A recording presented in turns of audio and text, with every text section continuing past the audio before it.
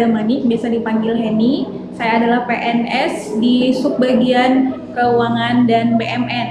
Hari ini saya akan mereview sebuah buku yang berjudul Hugeng. Hugeng ini adalah buku yang ditulis oleh seorang wartawan harian Kompas bernama Suhartono berdasarkan penuturan dari sekretaris Hugeng, yaitu bernama Sudarto Muasto Puspito. Buku ini sendiri bukan biografi si Pak Hugeng ya, tetapi menceritakan sudut pandang seorang anak buah terhadap atasannya yang sangat menginspirasi. Ya, setelah saya membaca buku ini saya sangat terpesona dan ini recommended banget khususnya buat kalian yang sudah menjadi PNS dan mulai kehilangan arah nih. Bagus banget buku ini untuk membangkitkan kembali inspirasi, semangat bela negara dan abdi negara kita. Oke, buku ini diawali dengan sebuah kisah yang menceritakan bahwa si sekretarisnya Pak Hugeng, yaitu Pak Sudarto, ditugaskan pertama kali menjabat sebagai sekretaris beliau dan di mana beliau masih sangat minim pengalaman tapi dia mau belajar. Ketika pertama kali dia bertemu dengan Pak Hugeng, dia sangat terkejut karena Pak Hugeng ternyata datang jauh lebih pagi dari dia. Waktu itu jam kerja adalah jam 7, tetapi Pak Hugeng bisa datang bahkan pukul 5.30 WIB. Dan itu tentu saja membuat dia merasa malu. Dan dia kemudian berusaha datang lebih pagi, tetapi Pak Hugeng selalu lebih dulu datang.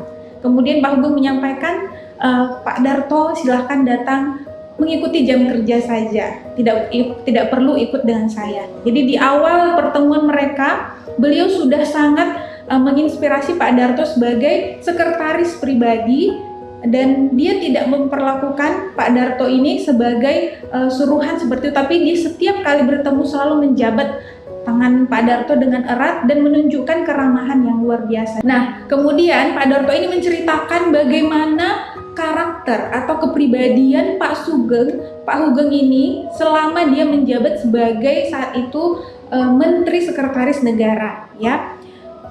Beliau itu sangat profesional, jujur, lurus, dan juga terbuka.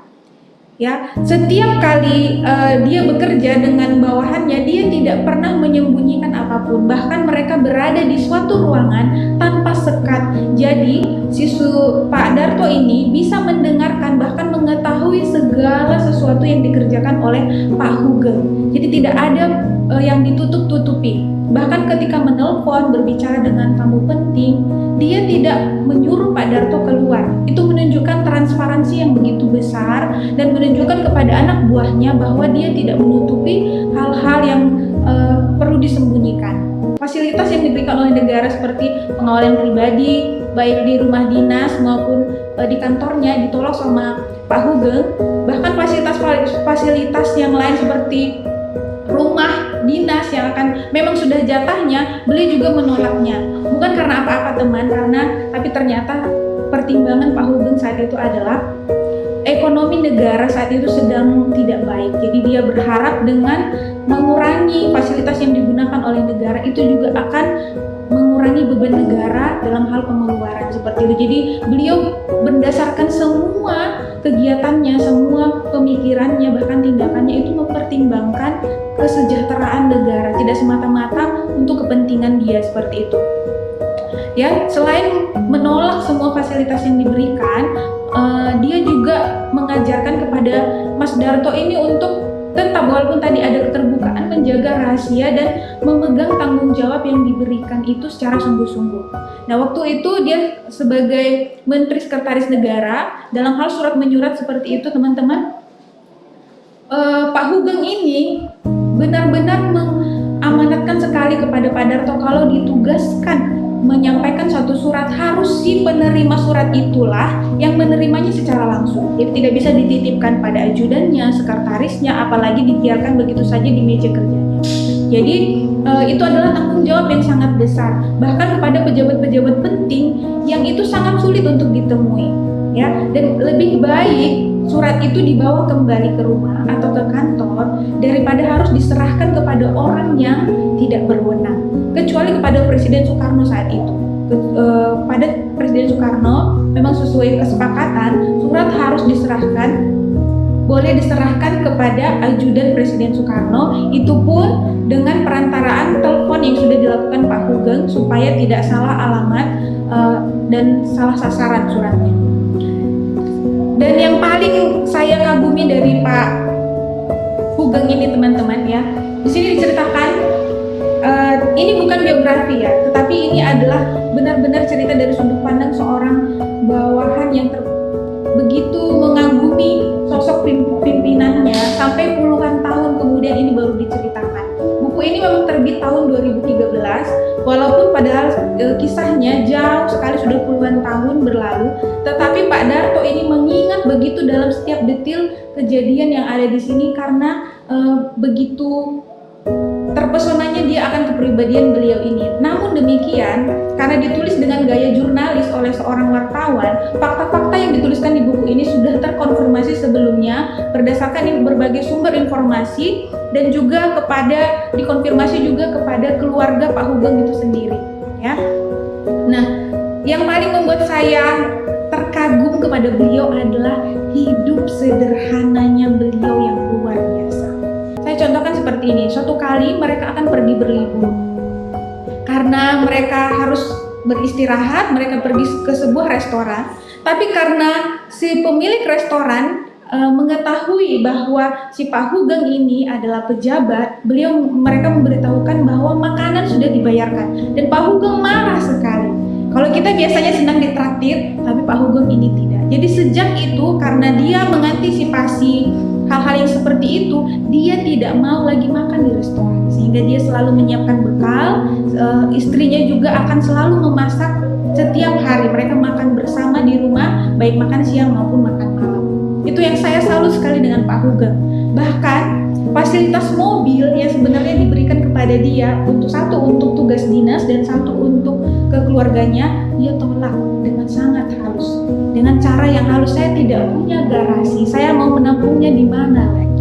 Ya jarang ya kalau kita justru kalau ada yang baru gitu, pejabat-pejabat sekarang mungkin kita menginginkan yang baru juga. Tetapi Pak Hugeng ini sangat sederhana dan dia mengajarkan itu juga kepada anak-anaknya. Ya, jatah beras, jatah yang lain itu dia minta sesuai porsinya dan bahkan beberapa itu ditolak sama beliau. Bahkan rumah dinas yang harusnya ditinggalin dan beliau juga sempat diberikan beberapa meter tanah secara gratis juga beliau menolak. Bahkan sampai dia pensiun, teman-teman, di dalam buku ini ditulis bahwa gaji yang dia terima hanya berjumlah 10.000 rupiah, yang walaupun pada kemudian diubah ya berdasarkan peraturan pemerintah yang baru pada saat itu. Ya, dalam keseharian Pak Hugeng ini juga beliau sangat bersikap lurus ya, dan dia tidak kompromi. Pernah waktu dia ditugaskan menjadi kepala kepolisian di Sumatera Utara, dia sampai pernah menjadi sasaran penembak jitu karena dia tidak pandang bulu. Dia menumpas pada saat itu kejahatan yang banyak sekali terjadi di Medan berupa penyelundupan, perjudian, dan kejahatan-kejahatan lain. Karena mereka gerah, sempat Pak Hugeng ini mau dibunuh, ditembak. Tapi syukurlah Pak Hugeng selamat saat itu. Tidak satu kali itu saja keselamatan beliau ini terancam karena dia tetap berada di jalan yang lurus dan tidak kompromi. Dia bahkan setelah menjadi Kapolri pun pernah diperingati untuk hati-hati, Pak, hati-hati, karena ada yang mengincar nyawa Bapak. Kenapa dia diincar? Ya teman-teman, karena untuk menjadi orang benar itu membuat orang yang jahat itu gerah, sehingga ingin mencegat kita. Nah, jadi Pak Hugeng ini mau bayar harga, walaupun hidupnya terancam, dia tetap pada jalan yang benar. Dia tidak pandang bulu, dia tidak kompromi, dia tetap pada prinsipnya. Sebagai polisi, dia harus membasmi semua kejahatan, siapapun yang berada di belakang kejahatan tersebut. Ya, dalam buku ini juga diceritakan bahwa Pak Hugeng ini sebagai menteri, seorang menteri pernah menjual sepatunya, sepatu bekas yang masih layak pakai. Seorang menteri, kalau mungkin sekarang ya kita aja jarang menjual barang kita yang bekas, tapi menteri ini karena perekonomian negara saat itu memang sangat dikhawatirkan, sebagai pejabat sebenarnya tidak perlu khawatir karena negara tentu akan menjamin kesejahteraannya. Tapi Pak Hugeng menjual sepatunya ya dengan menugaskan salah satu bawahannya untuk menjualnya ke pasar loak seperti itu. Walaupun sepatu ini sebenarnya tidak bermerek seperti itu, tapi beliau mengharapkan ada uang yang bisa dipakai dari pembelian sepatu tersebut. Dan Pak Hugeng juga bekerja dengan tertib sekali. Jadi beliau setiap hari mencatat semua kegiatannya pada satu buku besar. Di buku besar itu dia akan menulis apa saja yang dilakukan hari itu, siapa tamu yang dia temui, isi pembicaraannya, tanggal berapa, siapa yang datang bersama siapa, semua dia tulis secara rapi. Dan itu membuat juga Darto sangat kagum kepada beliau. Pak Hugeng pernah bercerita bahwa buku besar itu pernah menyelamatkan dia. Suatu kali pernah ada fitnah yang ditujukan kepada Pak Hugeng yang mengatakan bahwa dia sedang berusaha untuk menggulingkan atasannya saat itu. Tetapi kemudian Pak Soekarno memanggil beliau dan beliau meminta untuk dikonfrontasi dengan orang yang menyampaikan tuduhan tersebut. Dan waktu dikonfrontasi, buku besar itulah yang menyelamatkan beliau. Beliau menunjukkan kapan dia bertemu dengan orang yang dikonfrontasi itu, apa isi pembicaraan mereka, dan apa jawaban yang disampaikan oleh Hugeng. Akhirnya kita bisa melihat bahwa dengan ketelitian, dengan keseriusan, dengan kerajinan yang dituangkan oleh Pak Hugeng pada bukunya, itu bisa menyelamatkan dia, dan bukan hanya menyelamatkan dia, tetapi juga untuk urusan-urusan negara yang penting bisa teratasi dengan ketelitian beliau itu. Dan masih banyak lagi yang saya kagumi dari karakter dari Pak Hugeng ini. Teman-teman bisa membacanya sendiri secara langsung, tetapi buku ini benar-benar menolong saya. Ketika saya membaca ini, saya tidak bisa hanya membacanya secara lalu saja, tapi ketika saya menemukan satu halaman yang sangat menginspirasi saya, itu membuat saya merenung, membuat saya berpikir apa yang sudah saya lakukan sejauh ini, apalagi saya sebagai ASN, dan bagaimana tetap bersikap optimis. Jadi untuk kita teman-teman, masa orang muda yang memegang tampuk bangsa ini ke depannya seperti apa, mari kita contoh sikap Pak Hugeng, mari kita teladani beliau. Jangan sampai Pak Hugeng adalah orang Indonesia satu-satunya yang bisa lurus, bersih, tanpa kompromi, bahkan ketika itu membuat dirinya terancam. Mari baca buku-buku yang ada sudah tersedia di sini di perpustakaan kami. Ada sangat banyak buku tersedia, walaupun didominasi oleh buku-buku hukum, tetapi buku-buku umum seperti ini yang sangat menginspirasi teman-teman bisa dapatkan. Mari datang di perpustakaan JDIH di Kanwil Kementerian Hukum dan HAM Kalimantan Timur. Sekian dari saya, kurang lebih terima kasih. Salam. Assalamualaikum warahmatullahi wabarakatuh. Salam cerdas hukum. Halo sobat hukum, jumpa lagi kita di podcast Pantai, panggilan santai informasi hukum Kumham Kaltim. Tetap bersama saya Erika. Untuk sobat hukum yang baru saja bergabung, podcast Pantai ini merupakan salah satu sarana yang disiapkan oleh kantor wilayah Kementerian Hukum dan HAM Kalimantan Timur untuk menyebarluaskan informasi, norma-norma, nilai, bahkan aturan-aturan perundang-undangan yang ada di Indonesia guna menciptakan masyarakat Indonesia yang makin cerdas, taat, dan berbudaya hukum tentunya. Dan kali ini episode spesial. Kenapa spesial? Karena setiap episodenya selalu spesial. Seperti di episode sebelumnya kita sudah kedapatan tamu spesial, dan kali ini lebih lagi spesial ya Mas ya. Ini kamera jangan diarahkan dulu ya, biar jadi kesannya lebih secret tamunya gitu. Dan kali ini kita akan membahas mengenai kekerasan seksual yang terjadi di Indonesia yang makin hari, makin tahun, makin bulan, makin bertambah. Narasumber kali ini kita ingin mengajak beliau untuk ngobrol bareng mengenai apa sih, kenapa sih kita harus mengenal tentang kekerasan seksual. Penting gak sih? Toh saya juga belum mengalami, begitu kan? Ya udah, kita langsung aja ya. Kita langsung menyapa narasumber kita pada hari ini. Assalamualaikum Mas Rudi. Halo Mas Rudi Tandela. Yang merupakan analis hukum dari kantor wilayah Kementerian Hukum dan HAM Kalimantan Timur. Oke, sebelum kita mulai ya Mas, kita pemanasan dulu ya. Siap. Langsung siap. Kita kita mau ngobrol-ngobrol dulu nih. Selain sebagai ASN di Kemenkumham nih yang katanya jadi analis hukum, Ya. aktivitas sehari-hari Mas Rudi ngapain aja sih? Aktivitas ya selain Kegiatan. profesi sebagai ASN, saat ini memang saya di bidang hukum. Sebelumnya saya di bidang HAM. Hak asasi manusia. Iya, hak asasi manusia. Di subbidnya kebetulan pemajuan HAM. Ya, kalau untuk sehari-hari kebetulan saya udah berumah tangga dan biasanya ya paling olahraga. Oh, aktivitas olahraga. Futsal misalkan atau bulu tangkis. Atau ya, jadi ya. atlet serius nggak Mas dalam satu olahraga tertentu? Dulu cita-citanya memang atlet. Oh gitu ya. Sejalan waktu banding setia jadi ASN. Oh jadi ASN, lebih cinta ASN. Kenapa sih akhirnya Mas Rudi memilih untuk menjadi analis hukum, sedangkan sebenarnya fungsional lain kan memang sudah ada ya? Nah, jadi kalau memang analis hukum itu sejatinya sejak awal memang formasi yang saya daftar. Jadi waktu saya daftar pertama itu sebenarnya saya terhitung baru menjadi seorang ASN itu tesnya 2018. Jadi kebetulan memang formasi yang saya daftar analis hukum ya sesuai dengan yang saya punya, ilmu saya yang saya Dan punya. concern passionnya juga ada di Ya, bisa dalam dibilang hukum. memang cita-cita sejak sekolah memang saya ingin menjadi seorang yang berkutat di bidang hukum. Jadi ketika sekolah memang pengen kuliahnya hukum, sudah saya tetapkan itu sebagai hukum. Dan Cinta hukum lah ya. Ya. Gitu. Dan mau ngomongin soal hukum di Indonesia sih, sebelum Ya. kita ngobrolin soal kasus yang sempat saya sampaikan di awal tadi.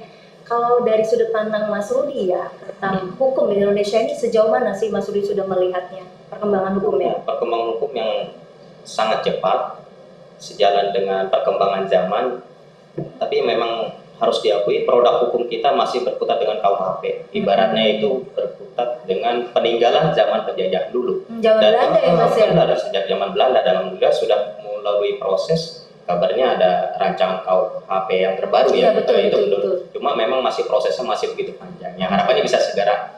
Karena di Belanda sendiri sebagai acuan kita dalam menjalankan KUHP sendiri sudah berulang kali berubah peraturan menyesuaikan perkembangan zaman. Jadi ada PR-PR ya, ada bagi para teman-teman kita, para pemangku yang ada baik di DPR maupun perancang undang-undang juga untuk bisa menyesuaikan adaptasi dengan perkembangan zaman ya. Dan salah satunya nih kita akan membahas mengenai undang-undang yang sebenarnya dinamikanya cukup alot ya. Kalau saya ikuti dari sejarahnya itu dari tahun 2014 ada 10 tahun lebih kurang lebih itu Komnas Perempuan sudah mengajukan tentang undang-undang ini. Tapi saya nggak akan mengajak masyarakat atau kita mengajak untuk membahas soal sejarah bagaimana undang-undang. Thanks God, alhamdulillah akhirnya undang-undang ini juga disahkan ya, kabar gembira. Walaupun ada sedikit komentar sedikit beberapa terkait pasal-pasal yang ada di dalam undang-undangnya, dan tentunya nanti bisa diperbaiki lagi melalui aturan-aturan turunannya ya Mas Rudi ya. Nah, ngomong-ngomongin soal undang-undang tindak pidana kekerasan seksual yang awalnya tadinya ini adalah undang-undang pencegahan kekerasan seksual, penghapusan kekerasan seksual, dan akhirnya disahkan menjadi undang-undang tindak pidana kekerasan seksual. Itu kenapa sih harus ada di Indonesia? Langsung aja deh kita langsung. Kenapa sih perlu ya? Jadi memang undang-undang ini sangat diperlukan. Jadi kalau kita bicara mengenai kekerasan seksual di Indonesia secara umum sebenarnya itu kalau kata orang yang berkompeten itu fenomena gunung es. Yes. Jadi kasus yang terjadi sebenarnya itu lebih banyak daripada yang dilaporkan. Nah, memang dan itu juga sejalan dengan prinsip perundang-undangan kita. Jadi memang hak asasi manusia, hak merasa aman, tidak untuk disakiti, tidak untuk dizalimi lah bahasa hak asasinya. Atau didiskriminasi. Benar, didiskriminasi itu harus tetap bersamaan dengan mata hukum supaya memang secara umumnya jadi kejadian ini biasanya terjadi pada kaum perempuan dan anak. Korban paling banyak. Korban paling banyak ya, tanpa mengesampingkan gender. Tapi kita memang kan prinsip patriarki di Indonesia ini masih berjalan. Kalau kita budaya ya Mas ya. Benar sekali. Jadi latar belakang mengapa undang-undang tindak pidana kekerasan seksual itu harus ada dan kita butuh itu ada salah satunya memang untuk mencegah adanya diskriminasi, terpenuhinya persamaan di mata hukum gitu. Dan mungkin ada peranan dari tadi Mas Rudi sampaikan soal budaya patriarki yang memang sudah ada di Indonesia. Walaupun sebenarnya ngomongin soal budaya atau adat istiadat itu sifatnya kan gak statis ya, dia harusnya dinamis, bisa menyesuaikan dengan perkembangan zaman. Jadi kita sebenarnya nggak boleh sih menyalahkan adat atau budaya di Indonesia. Kitanya sebagai manusianya mungkin ya Mas ya. Benar. Kadang-kadang suka nyalahin seperti itu sih Mas.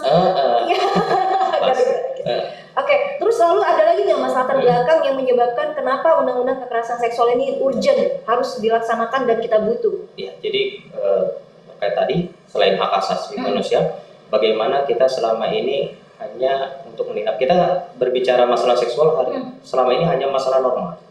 Jadi masalah kesusilaan bahasanya seperti itu, tapi tidak ada tindak pidana yang mengacu pada fokus kejadiannya. Jadi bagaimana kita dari perspektif korban itu deh yang paling penting, bagaimana kasus ini dapat bukan hanya menindak pelaku, tapi juga bagaimana pemulihannya. Karena korban ini kan biasanya ada traumanya itu yang harus dipulihkan, traumanya harus diperbaiki. Bagaimana masa depannya yang terancam, itu yang penting. Berbeda mungkin dengan pidana-pidana umum lainnya, tapi kan kalau bicara, mohon maaf, kekerasan seksual itu dampaknya bisa berkelanjutan. Psikologis yang paling Iya, utama benar. korban.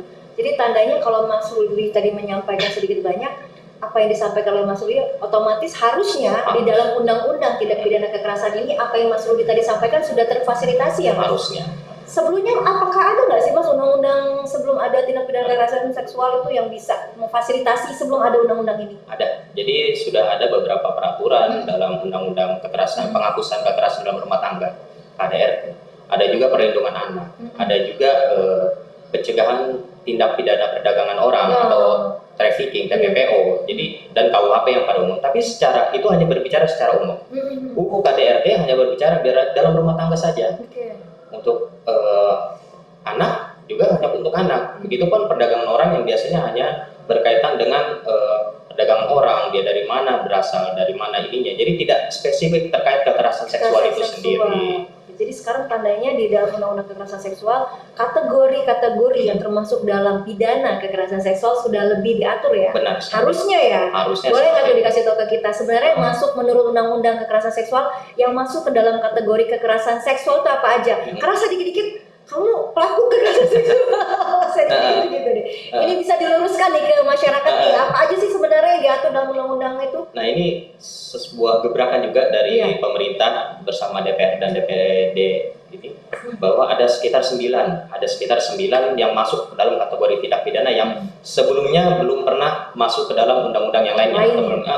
Jadi yang ada salah satu yang baru itu antara lain adalah pemaksaan menggunakan kontrasepsi, pemaksaan mengenai sterilisasi yang bisa permanen, dan yang paling penting itu di terakhir adalah kekerasan berbasis elektronik, kekerasan seksual berbasis elektronik yang selama ini memang secara umum kalau kita bicara kekerasan seksual kita hanya bicara, mohon maaf, hanya cabulan, pemerkosaan atau arah itu. Dan yang paling penting adalah non fisik. Nah, itu non fisik yang selama ini luput bahasanya kalau dari bahasa peraturan perundang-undangan ini, tidak berfokus di situ. Ya, yang bahasanya seperti catcalling ya Mas? Ya, catcalling, belum bahasa WA. Kan sekarang elektronik, misalkan WhatsApp, Facebook, arah-arah ke sana itu banyak berseliweran di media sosial saat ini. Ini mungkin saya bisa bacain sedikit ya Mas, di pasal tindak pidana kekerasan perbuatannya mulai ini. Mungkin bisa Mas Rudi dijelaskan terkait pertama nih, ada pelecehan seksual. Kedua, eksploitasi seksual. 3, pemaksaan kontrasepsi. Pemaksaan aborsi. Lalu ada perkosaan, pemaksaan perkawinan, pemaksaan pelacuran, perbudakan seksual, dan penyiksaan seksual. Nah, ini yang dari poin ini mau saya, tadi kan Mas Rudi sudah jelasin soal pemaksaan kontrasepsi, itu masuk dalam KDRT ya, walaupun di dalam undang-undang KDRT tidak secara spesifik atau jelas dijelasin ya Mas. Ini baru kali ini nih, ini kayaknya undang-undang tindak pidana kekerasan seksual yang baru mengatur secara spesifik ya Mas. Kalau tentang aborsi, kalau nggak salah di dalam undang-undang kesehatan sudah dibahas tuh Mas ya. Nah, tapi belum masuk ke dalam kategori kekerasan seksual. Nah, pemaksaan perkawinan nih Mas, saya juga pengen bahas. Karena kan Indonesia termasuk ya, kalau saya tidak salah baca, mungkin dikoreksi, bahwa Indonesia di dalam Asia Tenggara termasuk salah satu tingkat perkawinan dini yang tinggi. Ini mungkin masuk juga ya Mas dalam penyebabnya? Jadi salah satu penyebab, dan itu memang sudah diatur jelas, ada sanksi pidananya, kalau tidak salah pasal 10.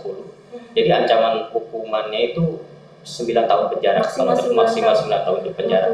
Dengan dendanya ada juga sekitar 250 juta. Luar biasa. Itu maksa untuk seseorang baik anak-anak ataupun orang dewasa untuk menikah. Benar. Walaupun itu dengan dalih adat istiadat ataupun agama. Kadang-kadang kan itu tadi ya, berkedok adat ya Mas, Benar. atau berkedok di balik agama. Itu yang mungkin itu yang masih PR kenapa ya alot juga undang-undang tindak pidana kekerasan seksual khususnya mengatur tentang pemaksaan perkawinan ini jadi agak berat untuk dibahasnya. Oke Mas, terus ngobrolin soal yang khas ya atau poin-poin penting yang ada di dalam undang-undang tindak pidana kekerasan seksual ini yang agak berbeda dibandingkan dengan undang-undang lain. Mungkin saya sempat dengar nih buat clue aja Mas, kayak hukuman apa beracaranya dalam tindakan si petugas untuk menangani korban atau penyidikan, apakah sama nggak sih Mas dengan penanganan tindak pidana lainnya? Kalau ada satu poin yang pernah saya baca itu khususnya dalam hal pembuktian. Ya, jadi yang sangat membedakan, kalau yang pertama jelas penyidik ataupun dalam hal yang kepolisian tidak boleh menolak laporan yang masuk. Misalkan. Tidak boleh menolak dengan dalih apapun. Benar, ya. Harus diterima sebagai ada laporan. Benar. Ya, terus yang bagaimana di pengadilan nanti dipermudah untuk ke pembuktiannya. Jadi hanya cukup keterangan saksi atau korban disertai satu bukti lainnya. Kalau selama ini mungkin kita mendengar minimal 2 keterangan saksi ataupun 2 alat bukti, tapi alhamdulillah di undang-undang TPSK ini itu TPKS mohon maaf itu harus lebih dipermudah. Dan salah satu dalam pembuktiannya cukup satu ya. Jadi dan juga pasti ditambah dengan keyakinan hakim. Jika hakim sudah merasa itu cukup, sudah silakan dilanjutkan, divonis untuk sesuai kesalahannya. Nah, ngobrolin soal kekerasan seksual yang tadi saya sempat ngomong di awal ya Mas, tandanya di grafik di beberapa Komnas Perempuan, LBH Apik juga menyampaikan bahwa cukup banyak kekerasan seksual yang terjadi. Terus Mas Rudi juga menambahkan fenomena gunung es, itu yang tercatat Mas. Benar. Ada cukup banyak sebenarnya korban dari kekerasan seksual yang tidak berani untuk speak up, nggak berani bicara, dengan dalih sebenarnya karena dari mereka takut, atau underestimate terhadap perlindungan hukumnya, atau dari penanganan dari aparat penegak hukum ditambah stigmatisasi Mas dari masyarakat. Ini kadang kalau mau ngomong udah jatuh ketimpa tangga gitu, habis itu diceburin lagi dalam siring atau selokan gitu. Dia bahkan Mas ya, saya sempat baca beberapa artikel yang menyampaikan bahwa tadinya dia korban, tapi kok dia malah jadi pelaku Mas, dengan dalih bahwa si pelaku dia perbuatan tidak menyenangkan, alat bukti tidak jelas. Dan mudah-mudahan di dalam undang-undang tindak pidana kekerasan seksual ini tidak ada lagi cerita seperti itu ya Mas. Iya, jadi harapannya memang undang-undang TPKS ini dapat mengakomodir itu semua. Bukan hanya bicara mengenai efeknya, tapi bagaimana penanganannya juga itu yang penting. Ya, jadi penanganannya bagaimana rahasia korban itu identitas korban dirahasiakan, bagaimana pemulihannya, dampingan psikolognya seperti apa. Jadi memang efek-efek seperti itu ya seperti dibilang tadi menghapuskan stigma di masyarakat bahwa korban itu sudah disakiti, jangan lagi ditambah-tambah. Nah itu kita harap dari lembaga penjamin saksi dan korban itu dapat mengakomodir lah, ibaratnya melindungi dari permasalahan dari yang korban. Dan selanjutnya ada kategori kekerasan seksual yang terbaru di dalam 9 kategori tadi, adanya kekerasan seksual melalui media elektronik ya Mas? Atau mungkin salah satunya kayak revenge porn ya Mas, atau pornografi, konten pornografi. Itu perlindungan bagi si korbannya seperti apa tuh Mas? Diatur dalam. Jadi alhamdulillah di 9 tindak pidana ini yang masuk dalam kategori kekerasan seksual juga masuk nih Mbak Erika. Jadi itu ditindak, tapi untuk kategori ininya dia tergantung korbannya ini berkenan atau tidak. Tapi ada pengecualian bagi anak atau disabilitas. Kita tahu anak ini sekarang rentan sekali terhadap pergaulannya lah, ibaratnya kita membatasi pun, Kominfo pun membatasi, tapi faktanya masih ada kemungkinan terjadi lagi. Konten pornografi. Nah, itu jelas. Atau bahkan anak-anak menjadi korbannya ya Mas? Benar, sering ya kita melihat kasus-kasus yang terjadi, misalkan belum kenal, belum ketemu, ya ibaratnya namanya anak-anak diiming-imingi, itu masuk di kategori elektronik, diiming-imingi, tipu daya dan ancaman. Ketika anak itu mulai terancam kan otomatis dia akan melakukan yang tidak seharusnya. Nah itu masuk juga di dalam undang-undang ini. Jadi sebenarnya kita nggak hanya melulu menggunakan undang-undang ITE, tapi sekarang sudah ada undang-undang tambahan tindak pidana kekerasan seksual di mana korban yang menjadi korban dalam cybercrime, pornografi ataupun konten-konten yang mengarah pada memanfaatkan media elektronik itu bisa kita gunakan salah satunya jeratan undang-undang tindak pidana kekerasan seksual gitu ya Mas.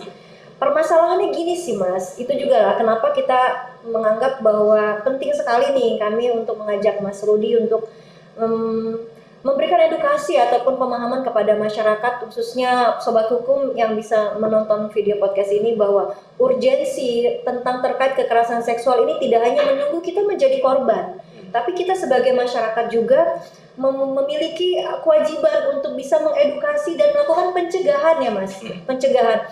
Bahkan tanpa kita sadari kadang-kadang kita dari masyarakat itu ikut terlibat menjadi salah satu penyebab mengapa akhirnya korban tidak berani ngomong Mas. Seperti Mas tadi, banyak sekali dari misalkan contoh dari LBH Apik saya baca kemarin tahun 2021, dari 456 kasus, mohon koreksi jika saya salah, cuma 25 kasus yang dilaporkan. Jadi ada ratusan lebih yang tidak masuk Mas. Dan itu masih banyak lagi. Ini gimana sih cara kita supaya bisa mengimbau masyarakat untuk berani speak up? Baik si korban atau keluarga korban. Kadang-kadang kita nggak bisa nyerahin ke korban aja, dia sudah psikologisnya udah sakit, sedih gitu. Tapi si keluarga korban mungkin butuh tuh Mas kita. Iya pasti. Jadi ini peran bukan hanya peran kita sebagai pemerintah, Betul. tapi juga setiap lapisan masyarakat, pemerintah, maupun juga elemen-elemen khususnya aparat penegak hukum yang ada di wilayah. Jadi kalau saya sih berharapnya pemerintah kabupaten atau kota dalam ini Pemda yang menaungi langsung itu dapat melakukan penyuluhan hukum. Jadi sebenarnya angka yang kita lihat ini kan semakin tinggi. Untuk Januari aja dari berita yang saya baca itu ada sudah sekitar 700-an kasus kekerasan seksual terhadap anak di Indonesia. Itu data dari Kementerian, itu Januari 2022. Itu yang tercatat ya Mas? Ya, itu yang tercatat. Sebenarnya positif atau negatifnya, negatifnya mungkin apakah ini benar angkanya meningkat. Tapi kalau positifnya kita mungkin masyarakat sudah banyak yang berani speak up nih. Jadi masyarakat sudah berani blow up bahwa ini harus dilaporkan. Nah itu kan tentunya peran dari masyarakat juga. Terus bagaimana pemerintah daerah supaya bukan hanya yang di perkotaan, tapi juga yang di ujung. Karena kalau kita melihat kasus ini Mbak Erika, di wilayah, di kabupaten, kota, atau yang di kampung-kampung itu banyak juga terjadi. Cuma kan yang viral, yang di kota, masuk di media sosial, betul. Twitter. Bagaimana yang di kampung-kampung, kan seperti itu. Juga peran bagaimana APH. Jadi pemeran bagaimana caranya agar pelaku ini bisa sampai di pengadilan. Karena kita tidak mengenal adanya restoratif justice kan. Oh iya benar-benar di undang-undang ini tidak ada mengenal restoratif justice. Mungkin apa tuh restoratif justice? Jadi restoratif justice itu adalah bagaimana caranya untuk keadilan bagi korban dan juga pelaku. Nah, jadi supaya tidak sampai ke ranah yang selanjutnya, khususnya penyelesaiannya. Jadi penyelesaian ini harus diselesaikan hingga batas pengadilan dan pelaku juga dapat hukuman yang setimpal. Jadi kalau restoratif justice kan mengedepankan prinsip keadilannya di situ. Tapi kalau di sini tidak ada, karena ini ketika penghapusan perubahan nama dari penghapusan kekerasan seksual menjadi tindak pidana juga, karena memang ahli dari Badan Legislasi DPR ini mengedepankan bahwa ini tindak pidana khusus. Jadi memang harus diutamakan tindak pidananya itu sendiri. Itu kenapa sejarahnya penghapusannya diganti ya Mas jadi tindak pidana, karena urgen dan ini khusus tadi ya Mas. Sekelas mungkin dengan tindak pidana korupsi, tindak pidana terorisme, itu segitunya tandanya para ahli hukum kita menganggap kekerasan seksual ini jadi bukan main-main ya Mas. Karena kadang-kadang sih kita mayoritas stigma ataupun mindset dari beberapa masyarakat menganggap seperti catcalling ya udah sih wajar. Bahkan tuh Mas kadang-kadang korban yang disalahin. Ya siapa suruh lu pakai baju begitu. Nah kan akhirnya padahal perlu kita ingat ya, bahkan kekerasan seksual itu terjadi bukan hanya pada perempuan yang pakaiannya yang seronok ataupun terbuka, bahkan paling tinggi juga terhadap perempuan yang berpakaian tertutup loh Mas. Jadi jangan menyalahkan pakaiannya ya Mas ya. Ini saya speak up nih sebagai wakili woman nih, wakili perempuan nih. Jangan salahkan pakaian kami, tapi jagalah mata dan cara berbicara kalian ya, atau sikapnya tuh. Benar. Nah itu mereka saya sepakat terhadap itu. Jadi kita bukan hanya selama ini kita hanya memberikan pendidikan. Saya punya anak di rumah, misalkan saya beri pendidikan. Kalau ada orang yang misalkan laki-laki dewasa ini teriak, jangan ini. Tapi ada yang mungkin kita luput. Pendidikan bagi semua. Jadi bukan hanya kepada korban. Jadi bagaimana para laki-laki lah ibaratnya yang sering sebagai pelaku ini oknum laki-laki supaya lebih memperlakukan wanita itu lebih menghormatinya. Jadi jangan memandang wanita itu lemah atau seperti apa sebagai objek. Jadi patriarki lagi itu. Benar, patriarki lagi. Jadi ya itu pada tujuannya selama ini kita bicara pencegahan juga seharusnya bukan hanya dari korbannya saja. Jadi dari segi si pelaku ya. Jadi itu bisa seimbang lah ibaratnya. Jadi dapat bisa kita minimal. Dan saya sempat lihat di Undang-Undang TPKS itu ada beberapa pasal di mana bagi si pelaku itu dia tidak hanya dihukum pidana penjara ataupun restitusi, di mana restitusi itu membayar sejumlah ganti rugi kepada si korban, tapi dia juga akan mendapatkan pemulihan ya Mas. Jadi kayak pemulihan apa ya Mas? Saya sempat baca, mungkin dijelaskan tuh Mas. Iya, jadi pemulihan itu kalau kita bicara kekerasan seksual kan sering ada trauma. Iya. Ya ibaratnya kalau kita ambil contoh yang terbaru, salah seorang public figure yang mengaku di salah satu podcast bahwa dia adalah korban dari trauma dari masa kecilnya. Ibaratnya salah satu cara membuka mata masyarakat juga bahwa, dan pemerintah juga bahwa ini loh salah satu yang nyata. Kan selama ini kita korban tuh jarang ada yang berani karena itu aib. Tapi dengan public figure yang mengungkap ini bahwa ini nyata nih, bahwa kekerasan seksual yang dialami dia masa kecil dulu sekitar 10 atau umurnya 11 atau 12 tahun ternyata sampai sekarang masih membekas. Itu bagi si korban. Iya, itu bagi si korban. Jadi itu pemulihannya itu di situ nanti. Jadi pemulihannya bagaimana tim terkait dalam hal ini UPTD Perlindungan Perempuan dan Anak itu bisa memaksimalkan psikologisnya. Jadi bukan hanya pulih juga pelakunya diselesaikan di penjara, denda, restitusi, tapi yang korban juga bisa sembuh lah ibaratnya. Mungkin jatuhnya ya rehabilitasi ya Mas ya. Restitusinya juga itu tanggung jawab pelakunya. Tapi kalau ternyata pelakunya tidak mampu dalam hal biayanya, misalkan kekayaannya, juga tanggung jawab merupakan tanggung jawab negara. Oke, jadi negara ikut hadir dalam melakukan pendampingan, pemenuhan hak, perlindungan hukumnya bagi si masyarakat. Salah satunya restitusi itu juga diberikan bagi si korban, dan itu hak korban untuk bisa menuntut dan meminta dan yang lebih mirisnya lagi sih Mas, tadi mungkin Mas Rudi jelasin dari segi si korban. Akibat itu korban mengalami dampak psikis ataupun penyimpangan seksual. Dan yang lagi-lagi Mas, kadang saya suka lihat di berita ataupun dari olah TKP bahwa si pelaku ini tadinya korban Mas. Tadinya dia adalah korban kekerasan seksual, lalu dia menjadi pelaku dan dia membenarkan atau kita menganggap bahwa ya wajar dia jadi pelaku karena pernah jadi korban. Itu gimana tuh Mas? Nah itu makanya pentingnya di psikologinya tadi. Jadi kita undang-undang TPKS ini bukan hanya berbicara mengenai penanganan maupun pencegahannya, tapi juga pemulihannya seperti apa. Jadi untuk tujuan TPKS ini salah satunya adalah menghapuskan kekerasan seksual, dan utamanya adalah tidak mengulangi agar pelaku ini ataupun kasus lainnya tidak mengalami keberulangan. Jadi hal-hal seperti itu bagaimana untuk korban ini dapat dilindungi masa depannya seperti itu. Jadi tidak hanya dari si korban, tapi pelaku juga direhabilitasi dari pola pikirnya, mindsetnya bahwa perbuatan yang ia lakukan itu adalah salah sekali. Dan agar harapan kita tadi tidak ada keberulangan tindakan kekerasan seksual. Jadi win-win solution ya Mas. Jadi ada tengah-tengah. Jadi si korbannya juga dipulihkan, si pelaku juga dipulihkan. Tidak hanya di hukuman fisik, tapi juga pola pikir, mindset bahwa yang dia lakukan itu adalah salah. Jadi tidak ada lagi alasan bagi kita masyarakat untuk tidak terlibat secara aktif dalam hal mencegah atau melindungi diri kita dan keluarga kita terkait kekerasan seksual. Kadang-kadang itu PR kita sih Mas, yang tidak nyampe ke bawah, orang-orang di daerah yang juga tidak terpantau. Itu tadi peran serta tidak hanya dari kita, mungkin dari ASN, dari Kemenkumham, tapi seluruh lapisan masyarakat ya Mas. Mulai dari tokoh agama, pemerintah daerah. Nah ngomongin sobat seperti itu ya Mas, kayaknya kita sudah mulai di ujung-ujungnya nih Mas ngobrolin ya. Atau mungkin dibuat part kedua ya Mas Mahdi ya. Part kedua ya.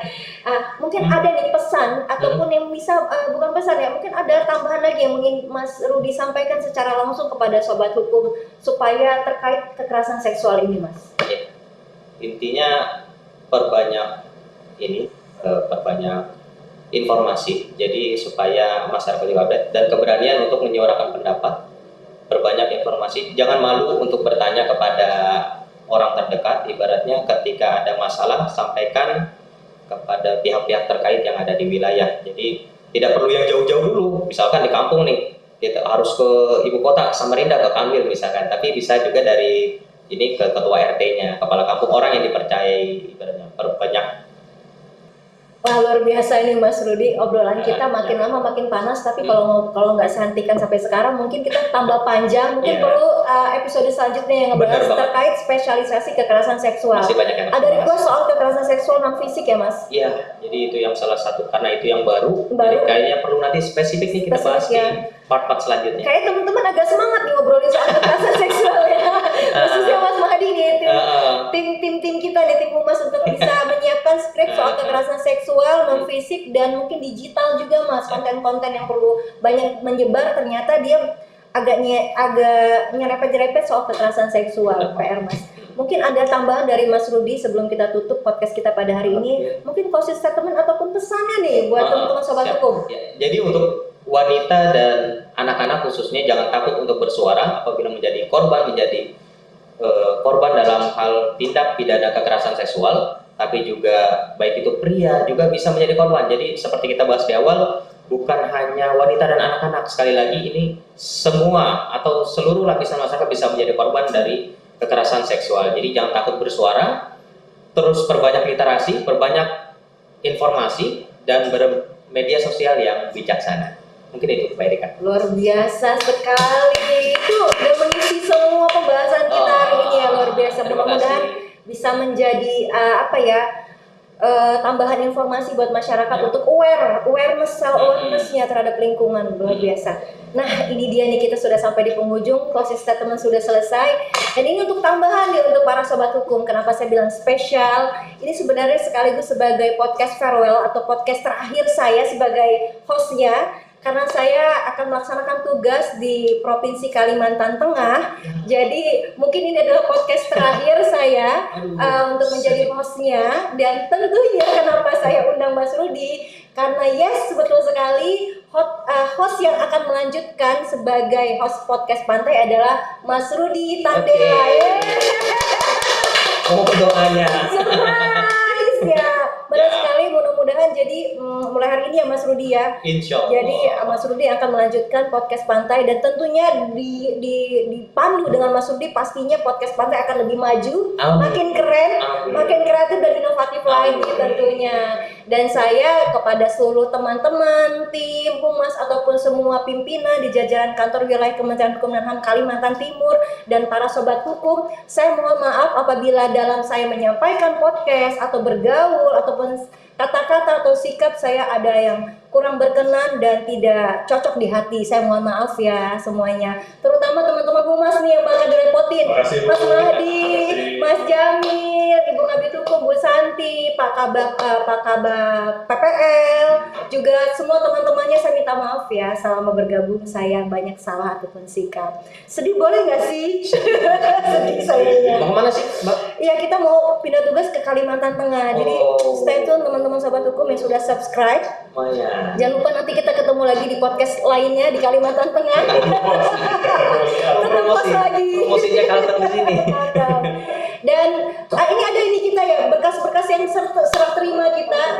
Ini saya serahkan naskah materi skrip untuk podcast selanjutnya kepada host Pantai yang akan melanjutkan Mas Rudi Tandela.